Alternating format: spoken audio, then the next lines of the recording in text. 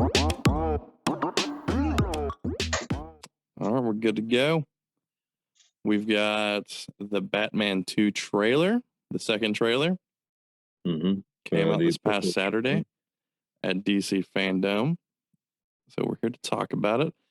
Well, welcome to Alexander and Friends. I guess this is going to be episode 11 with a new friend on, Michael.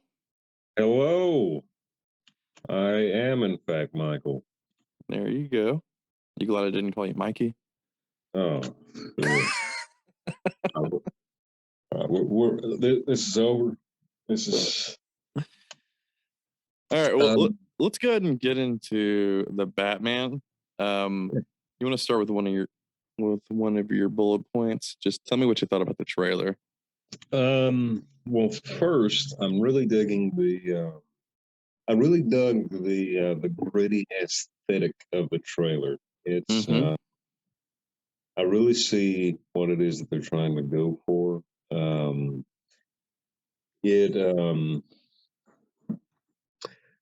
It's very much a noir. Even with the themes, the layout of the city seems a lot more like Art Deco. It reminds me of. It feels like this world is set in a live action version of the animated series to me, and I like that. That's exactly what I was going to say, is that I know the animated series was early mid 90s, but it had that noir feel, but with like a present day technology, if that makes any sense. Like the cars looked old, the buildings looked old, but like, you've got high tech computers and etc. stuff. Yeah, the whole thing, a lot of it seems to be based off the art style of the Francisco Francavilla Batman run, which was, if I would highly recommend you look it up if you have access, but can I give a brief description of it? The same color palette for sure. You're seeing a lot of reds and blacks and oranges with a like almost with a very heavy noir feel, with very low tech, almost more of a detective look to Batman. I mean, at times it looks like he's wearing like a trench coat or something. But it's definitely there. I think the director Matt Reeves even mentioned it as being a major influence, and when you look at the art, you can definitely see it. Yeah, for sure. And you can really, I love how it's very apparent that this is like, Matt Reeves said this is going to be technically year 2 Batman. So it's not year 1, it's year 2. So that's very interesting in the fact that, he picked from Batman year 1 and Ego, and both of those were really him trying to figure it out and figure out a balance. But I love that just in the first 2 trailers that it's apparent that it's a brand new Batman. He's still trying to figure out the teeter-totter of the balance between him and the Batman. And the Ego, from what I was doing, I was doing research on that earlier today, and that was like the whole basis, is that he was trying to figure out that balance between who is Batman, who is Bruce Wayne, and it's, and I think that leads to him being just so aggressive in the trailers. This is definitely a darker, more gritty Batman than what we've seen before. I think that Ben Affleck, what was it called? Batfleck? Yeah, Batfleck. I think that paved the way for a far more savage Batman. I think that I love it too. I love it. Yeah, I think the trailer is even sugarcoating a lot of the violence. I think this movie is going to be a lot darker than even what we're seeing in the. Well, even the trailers are such a good art form if used properly. Mhm. It's not giving away anything. It's basically world building within 2.5 minutes, and it's possible. Not a lot of people do it. Like for instance, Marvel, they are they're great at making trailers, but not this type of trailer that Right. sets up this world. Marvel trailers get people speculating, and then they're the kings of throwing people off with footage in trailers that are never even in the movies.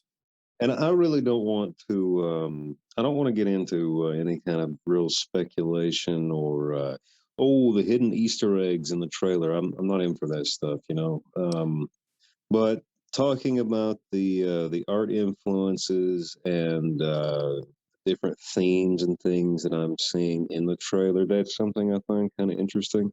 Mm-hmm. Um, I will say um, that I do think it's going to be a lot, like I was saying, I think it's going to be a lot darker. This is definitely going to be a more heavy-handed, savage, unbalanced Bruce Wayne. I think he's going to be on the verge of. I think his sanity is going to be kind of pushed to the edge, which is really interesting because that's something you haven't seen from any of the movie versions of Batman. You know, you might have seen a Yep. little bit of that with Ben Affleck's Batman being a little too But he was still put together aggressive. very well. Right.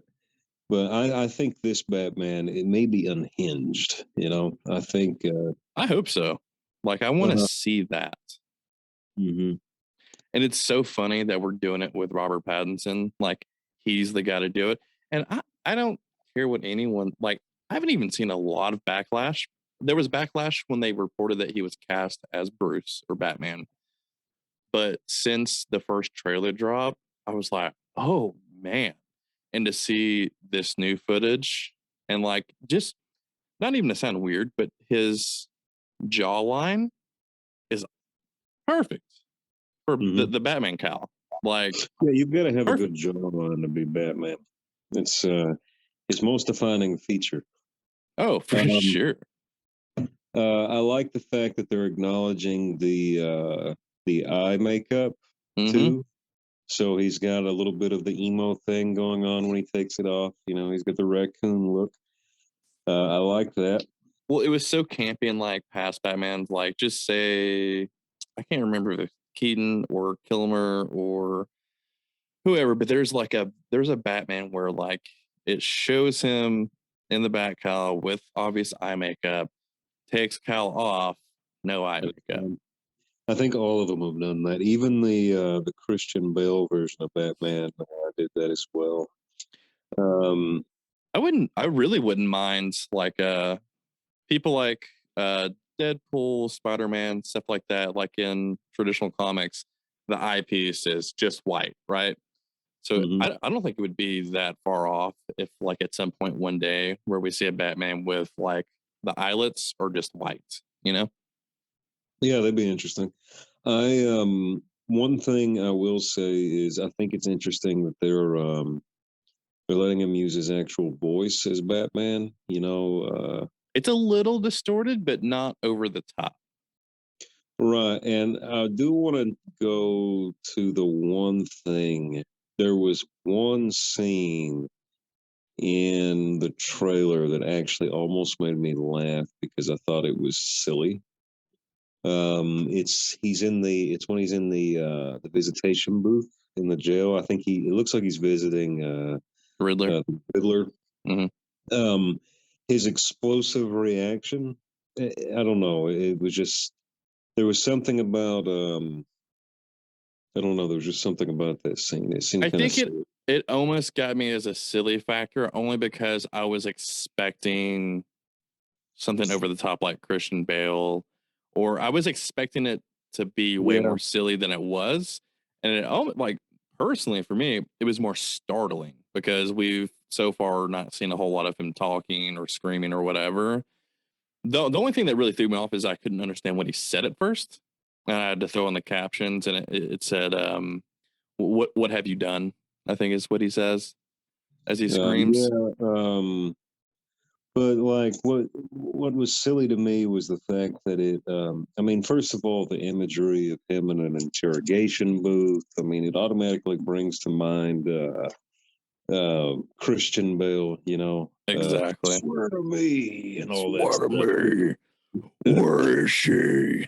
Yeah, and I don't know, but if you notice in that clip, it's got the muted because he's in the visitation booth and he's kind of muted, and I don't know, there was just something about it that was comical to me. I actually legitimately chuckled when I first saw it. That was the only thing that I really didn't take seriously about it. I do love the fact that they've really kept a lot of stuff under wraps. There was a few set leaks as far as photos go up very front. This is before I think the first trailer. They're filming in Ireland, which is pretty secluded, as or a lot of the movies shot in Ireland. It's kind of like Game of Thrones, Mhm. and just like Game of Thrones, there wasn't a whole lot of leaks whenever Game of Thrones was filming. Not all that much. It was fairly controlled, but like say like whenever you film in Vancouver or just anywhere in the states, like in Georgia, like there tends to be a lot more leaks and like spoils and anything they've tried to, like, for instance, the Riddler's face up until this point has Has not not been been shown. shown. And that was very, like, they came across very apparent in this trailer too, because there was the the very first scene, you see the Riddler's back, and then in the interrogation scene, as the gates lifting up, it stops right at his neck and then cuts off. Hmm. I don't think he's going. I don't think he's going to be. I think they changed his name. I don't think his last name is going to be Nigma in this. I read that. I don't know. That's completely off topic, but okay. Well, while we're on the subject of the Riddler, so the characters that we've seen so far in this in the trailer, what is your opinions of them? So far we have Selena Kyle, we have Cobblepot. He is in it. Mm-hmm. The Riddler is in it. Commissioner Gordon, Commissioner Gordon. or I guess it'd Who? be Detective Gordon right now, maybe. Yeah, I think you might be right. I'm not sure. I really don't know. But so what do you think? Okay, first of all, what do you think of Cobblepot? Because I think Yeah, that's kind of let's just run through it. Let's start with Cobblepot. yeah. I was jarred to see Cobblepot because that's Colin Farrell, man. Colin Farrell, I know. Like I had a hard time when I was watching it, trying to like pick up.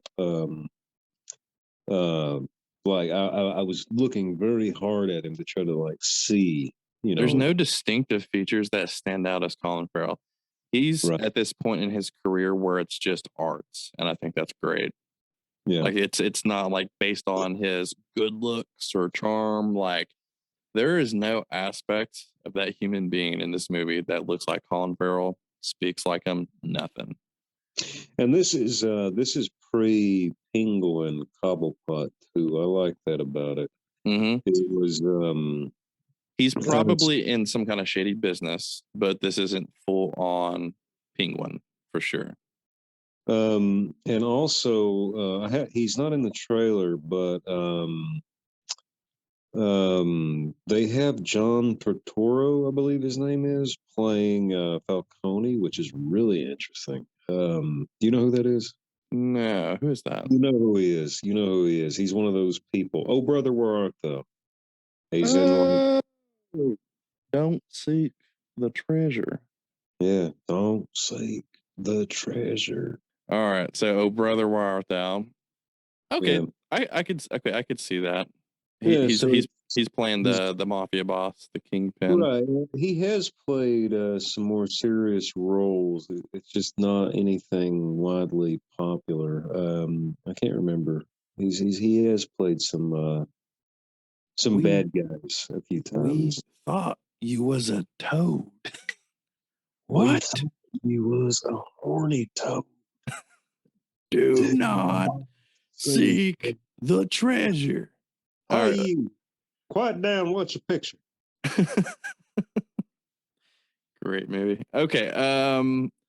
Let's move on to Andy Serkis as Alfred. Solid. I'm wondering if we'll see a more active Alfred. Wonder if he can crack some skulls himself. I think so. In the trailer, he's got a pretty obvious scar on his brow. So, well, he's like ex-military and all that. He was very active in his youth, before Bruce was born and stuff like that. Yeah, it kind of feels like it's getting away from old man Alfred, which I find interesting. I'm so down with that. He's still in he's still in his prime essentially. Yeah, that's something that I believe that the Snyderverse Alfred was very cool. Like he didn't like seem like opposing like over masculine or anything like that, but like getting to a younger Alfred, Mhm. like the iconic 90s Alfred or like just even comic book Alfreds, like, Yeah, you know, yeah. You remember how in like the '90s Alfred was the only continuity character through all of those different Batman movies? it was crazy, but I mean, it was kind of like weirdly glue.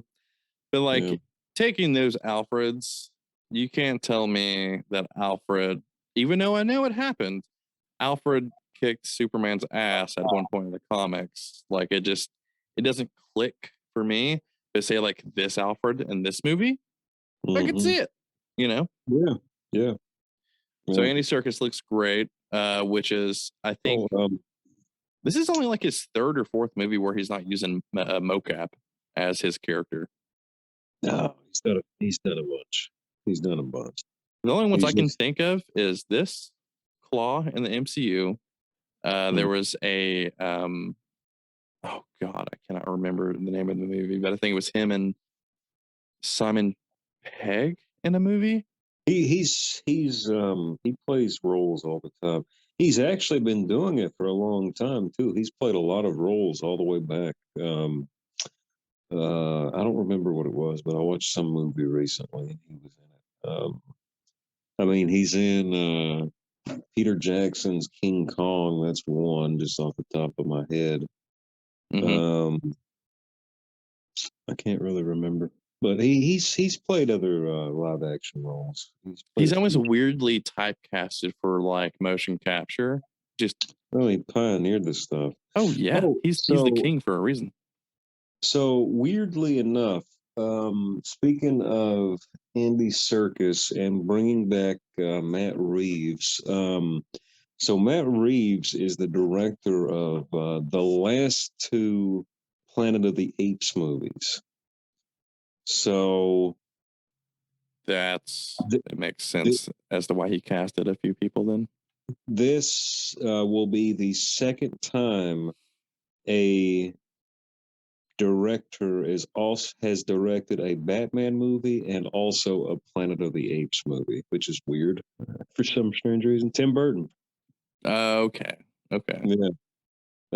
So Tim Burton did Batman and the horrible Planet of the Apes, and now Matt Reeves did this. Okay, but anyway, digressing. What's the next character? Commissioner Gordon, I cannot remember his name, but that amazing actor from Westwood. Mm-hmm.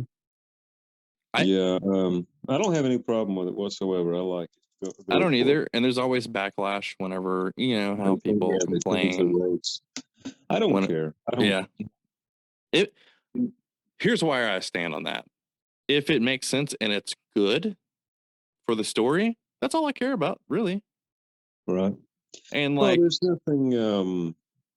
It doesn't change anything about the character changing the race. I think that's where some people. Sometimes I think it can be justified if you're changing the race of a character and it fundamentally changes something about the character. I think that can be a problem. But if you are, in this case, it doesn't matter. It's not changing anything really. And whatever, Or let's get a new take on it. there's been the campaign. Oh man, what's his name? The guy who played Killmonger in Black Panther. Hmm. Uh, you know what I'm talking about, right? Yeah, Michael B. Jordan. Michael B. Jordan. There's been the campaign for years for him to play Superman. Hmm. Like that will be a lot more difficult than say changing the race of Commissioner Gordon. But where you have to like it's really gonna rely on like what kind of story are you gonna, unfold? Like it's gotta make sense. It's gotta be a good movie at the end of the day. I don't really care. Right. I don't know. I don't really. I don't care. Whatever. Two You know. thumbs up though, Commissioner Gordon. I cannot remember that actor's name. Lincoln Great Black. actor though. I was really intrigued by the idea of Idris Elba. Oh man, I didn't say that right. Did I say Idris. that right? Yeah, Idris. I know what you're talking Idris. about. Yeah. Everybody knows what you're talking about. Anyway, I was very intrigued when they brought him up for James Bond. That would be amazing. I would love to see the Yes. guy play James Bond. That would be Um, awesome. but I don't think he's British. So, but in that case, so here's the thing, Idris Elba Lance. is British. Is he? Okay, perfect. Yeah. All right, so I don't care. So in that circumstance, my problem would not be with the race, but James Bond has to be British. So that would bother me. If all of a sudden they made an American James Bond, that's not James Bond anymore because he's a member of England's Secret Service. That Mm-hmm. fundamentally changes the character. But him being black, well, that doesn't matter. Yeah. Yeah. The So internet's going to be the internet, though. yeah, So we got um, Selena as, aka Catwoman. Very much harkening back to Halle Berry, really, for me, as far as casting and the look of it. yeah. This will be the third um, African American cat. Yep. That's another role that's went back and forth. Like in comics now, you'll see sometimes Who, an African American who was Catwoman. the last? Who was the last one? Anne Hathaway, is that her name? Maybe I'm not 100% sure. I can definitely In the in see the the outfit though. in the Nolan in the in the Nolan Batman movies. I believe that's who it was. I hated her. I didn't like her. So I mean, I don't like I It don't wasn't. like her as an actress though. So she just always seems so forced. I don't know, but I don't really have an um, opinion. The one I was thinking of was like an older Batman. I can't remember which one it was, but I can mhm. remember the outfits, like the full on Catwoman outfit with like the stitches and stuff, Yeah, I the seam and mean, everything together. I will say that I will definitely say that she fits the mold of what I think of as Catwoman and Selena Kyle. She's mysterious, sexual, in touch with her femininity. Mm-hmm. Graceful, dangerous. I mean, that's what you want in your Catwoman. So that's there. So I don't have any complaints. I don't really know a lot about the actress though, so I can't really go any further than that. Fairly. I I know don't know anything else she's been in. I'm sure I've she seen was something. in Mad Max Fury Road, but beyond that, I don't know. I haven't really seen her in anything else. She was one of the harem girls in that movie. Oh, okay. Yeah. It seems like she's very much going to be something he holds on to hold on to his like humanity throughout the story, I think. And she's probably Mhm. going to be, old school Catwoman. She's there. They're in love, but she can't be tied down. Well, I know that she did spend some time with Michelle Pfeiffer, actually. So I think the influence might be more of a Michelle Pfeiffer Catwoman, which to me, that's always going to be Catwoman for me. Okay. That was the first one. Like that was the one that when I was a kid that I saw. So that I that think was that's the the one I'm archetype. thinking of. Yeah, yeah. Yeah. That's Tim Burton. Back to Tim Burton Batman. But anyway, so that leaves. Have we pretty well covered everybody? Well, have we actually? Like Except for Batman himself. Uh, no, I'm completely down. I just watched The Lighthouse for the first time the other day. So Robert Pattinson is a crazy, crazy man if he wants to be. So I'm all on board for that. He's very much victim of being a part of a franchise or big, huge movie, and that's all people think of him as. Well, But Harry Potter, because he was in Harry Potter. yeah, that too. It I was a don't see joke. that because I don't think I've even seen the Harry Potter that he's been in. Yeah, But that was a joke. you That was a can't joke. argue the fact that Twilight was this huge success, and equally as much as it was loved by the masses, was also hated and the butt of many jokes as we were teenagers.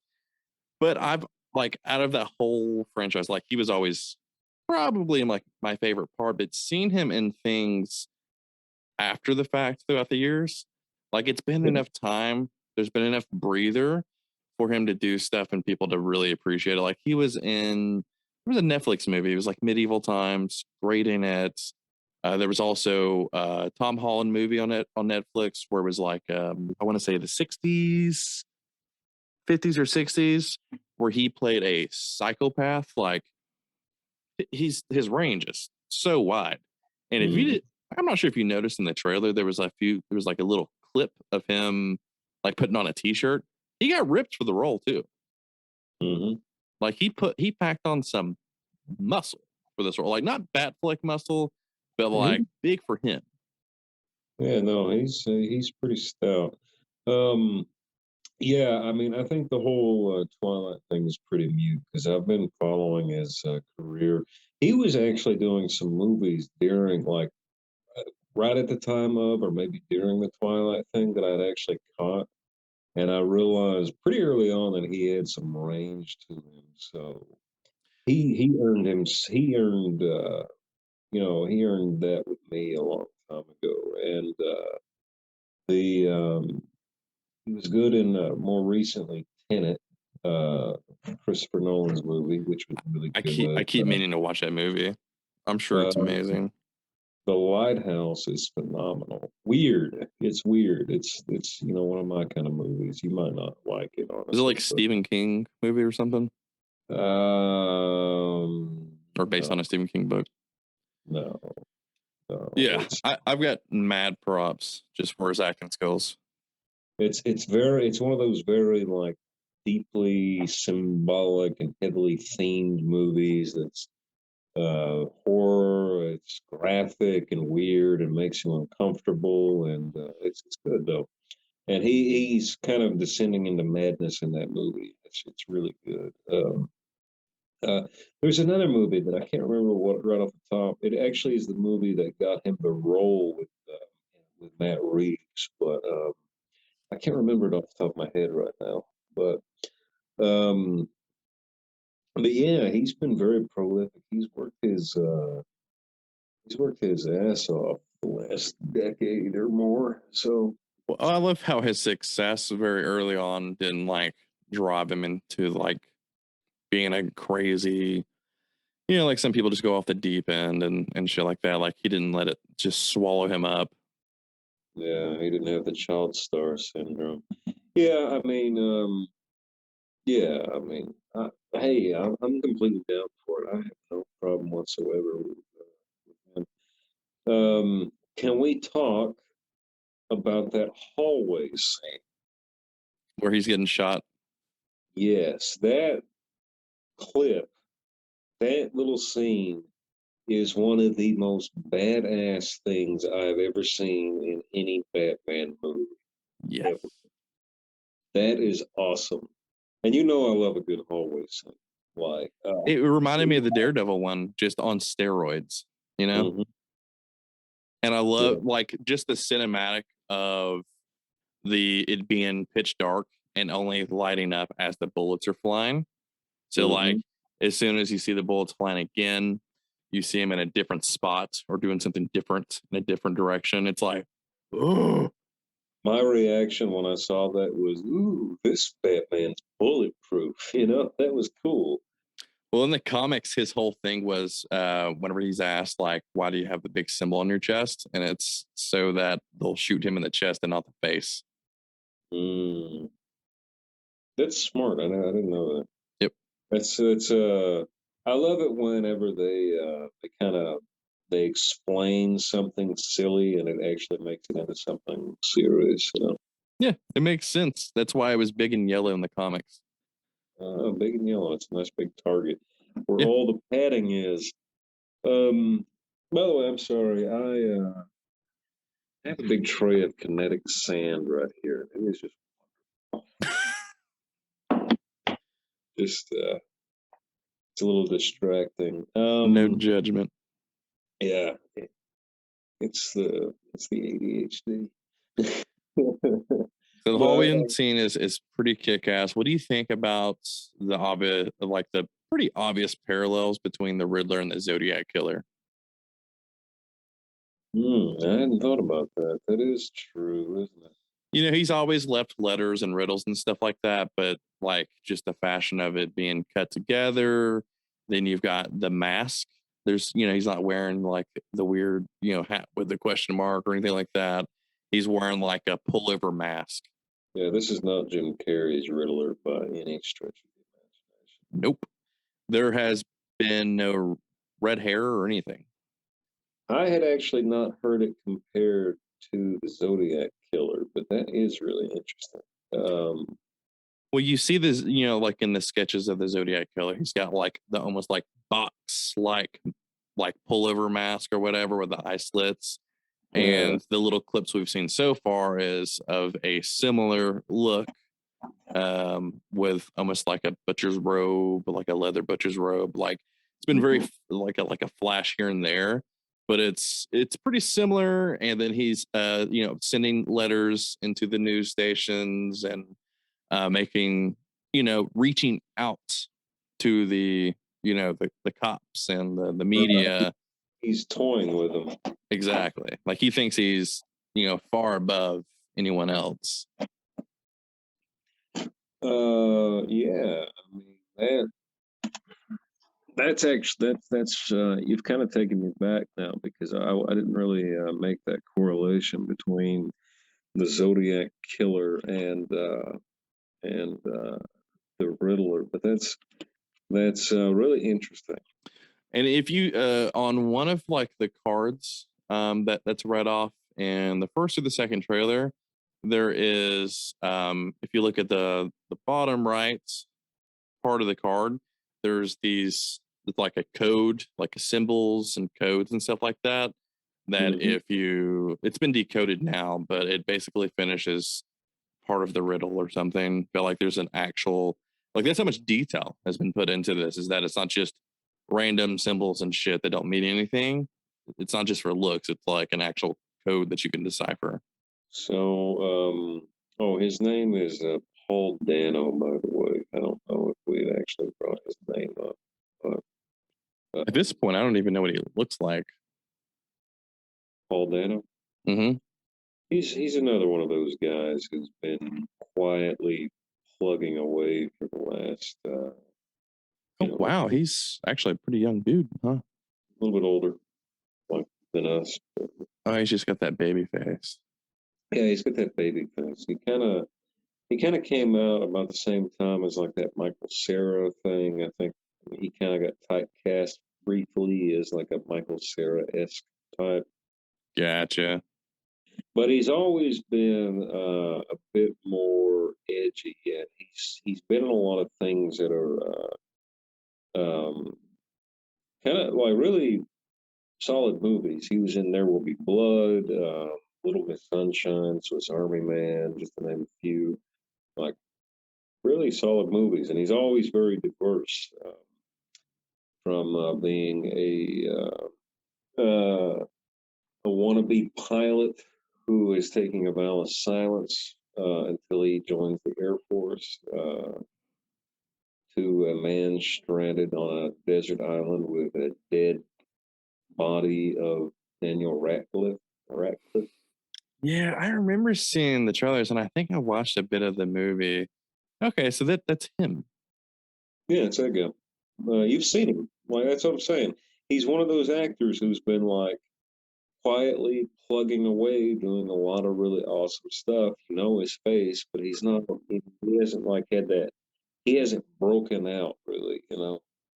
Well, that's what makes like movies like this work so well. Like just movies like Lord of the Rings or the original Star Wars trilogy. Like when they cast people, they're phenomenal, but they're not like household names yet.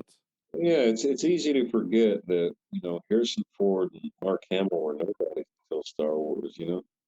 Exactly. And even though that good lord, Princess Leia was comes from a Hollywood family, she didn't exactly become a mainstay in households up until then. Yes, Carrie Fisher was. Yeah, you're right. Which I think that was kind of her way of escaping her mother's shadow. So, do you want to talk about the influences of this particular movie? We did briefly mention the the comic style that it is heavily influenced by. Hmm. The Francisco iteration of the Batman.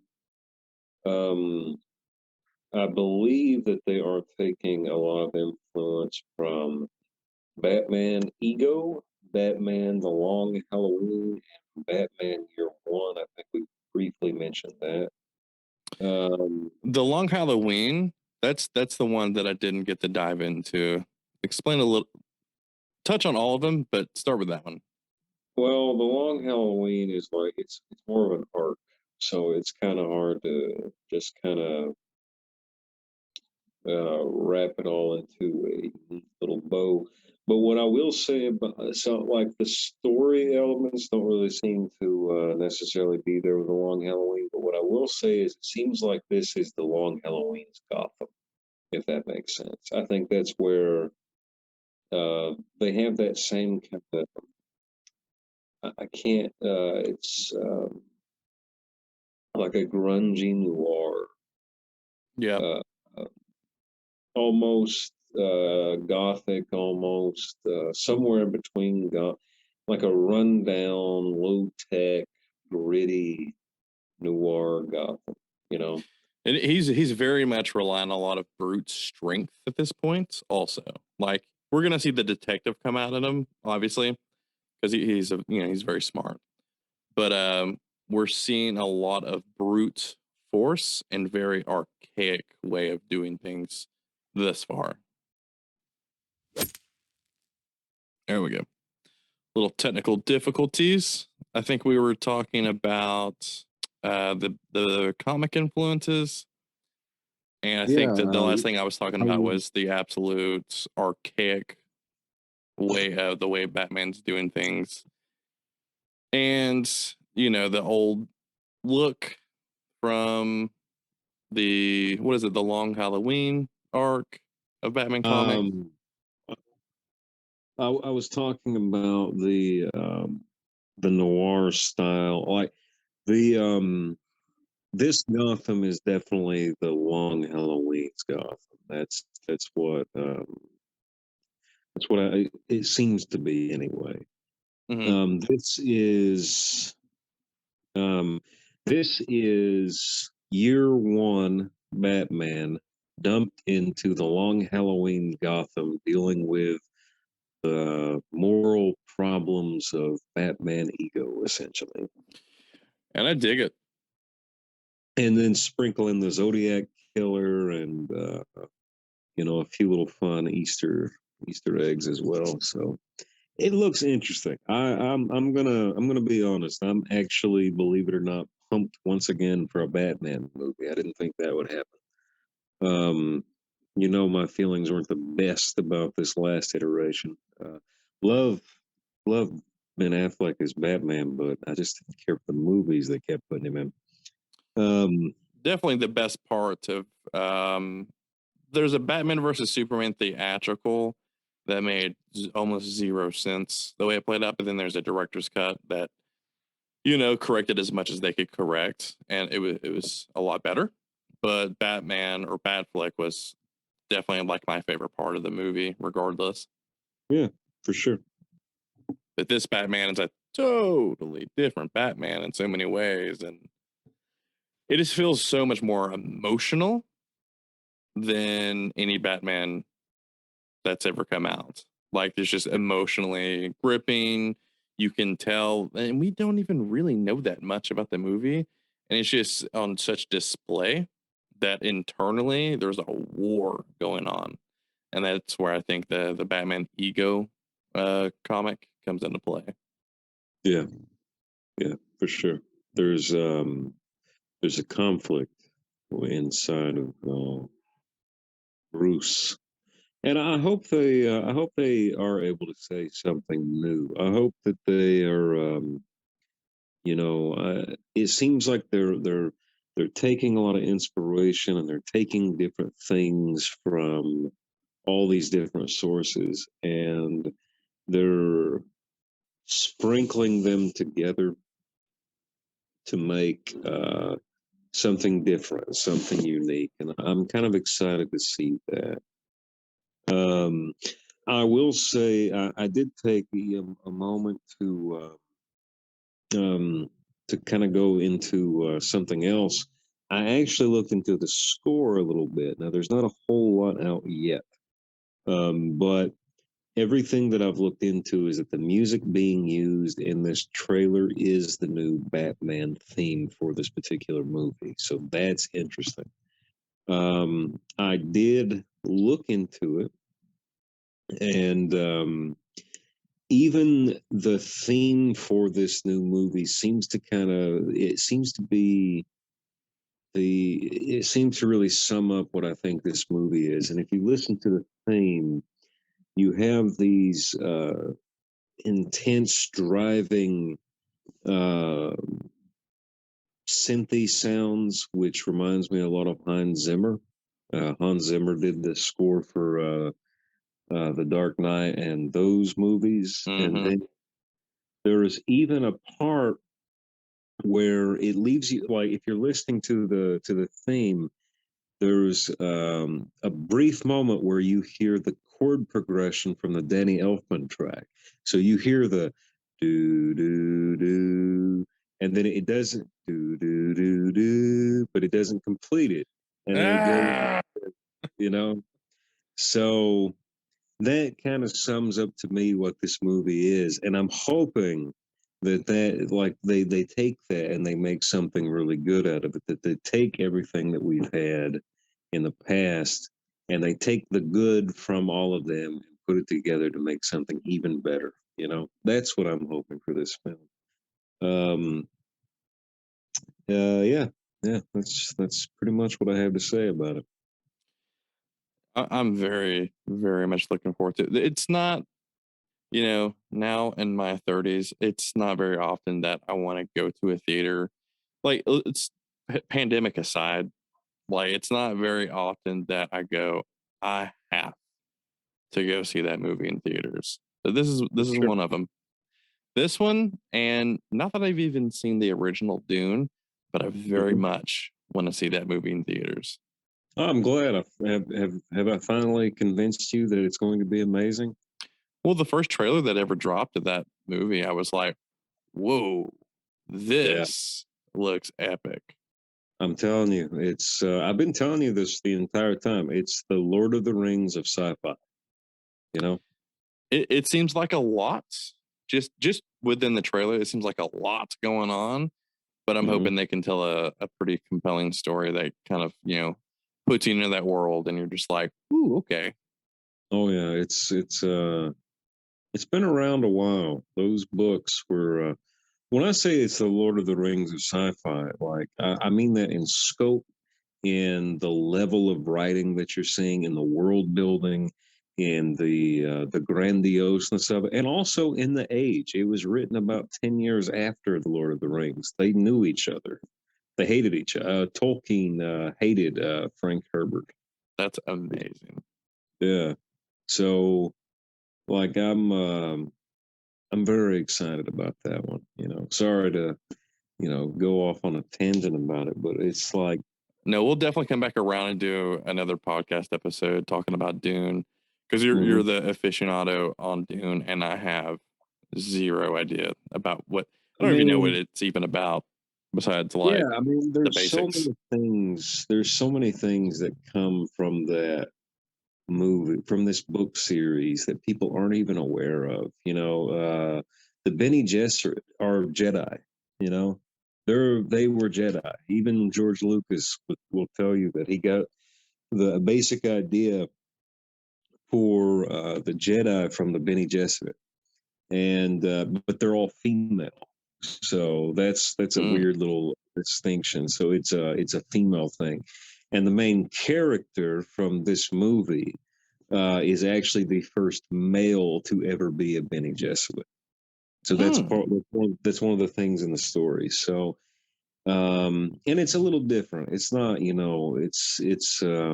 it's utilized a little different, but it's really good. And it's I don't know. I feel kind of it feels like you're the guy who, you read The Fellowship, and, like, it's about to come out in theaters, and, like, you're the guy who's like, hey, I've read this.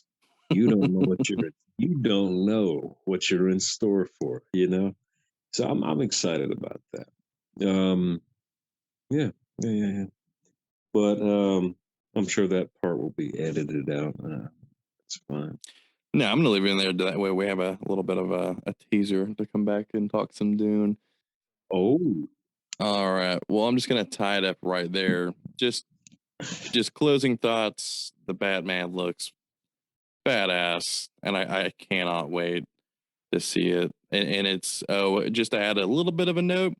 The runtime is looking like it's going to be close to a 3 hour movie, so we're going to get plenty of the Batman. I had not known that. Oh, we didn't talk about the number one addition to this movie, the inclusion of the. I know. It feels uh, a little weird saying it at first, but it's like, I don't know, mhm. the Yeah, it's Batman. the It's Batman. you know, Yeah, that's it's interesting. The was there in the original line, and it was there for, I believe, 20 to 30 years, and then it was in the 60s, I believe, when they took that off and dropped it and got away from it. So that is really cool that they brought that back. That's a very interesting distinction. But yeah, it's gonna be cool. sayonara, people. Thank you for joining us. If you are watching this on YouTube, please like, comment, subscribe, hit that bell. You'll be notified whenever we go live or upload a new video. If you're listening to this on Spotify or another podcast platform, same thing as for that. Follow us, download the videos on Spotify, give us a comment, answer the Q&As, all that good stuff. Thank you.